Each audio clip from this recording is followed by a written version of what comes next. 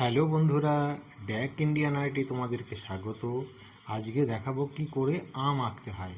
প্রথমে একটি ডিম্বাকৃতি বা ডিমের মতো গোল এঁকে নেবে। এঁকে নিয়ে ঠিক মাঝের থেকে নিচের দিকটা ঠিক এইভাবে বাঁকিয়ে একটা টিয়ার ঠোঁটের মতো করে নেবে। তারপরে বোটা এঁকে নেবে আর এই ক্রস দেওয়ার দাগটাকে মুছে দাও। মুছে দেখলেই দেখবে আম হয়ে গেল।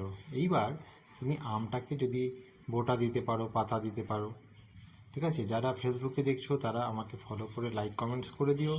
যারা ইউটিউবে দেখছো তারা আমাকে সাবস্ক্রাইব করে দিও চ্যানেলটাকে, আর লাইক কমেন্টস করে দিও যেন পরবর্তী ভিডিও তোমার পাশে গিয়ে তোমাকে কলিং বেল চাপিয়ে দেয়। দেখলে পাতা কেমন করে এঁকে দিলাম। এবার পাতার শিরগুলোকে দিয়ে দাও এইভাবে। এবার কালার করে দাও, যদি কাঁচা আম করো সবুজ করে দেবে, পাকা আম করলে ইয়েলো কালার করবে। Thank you.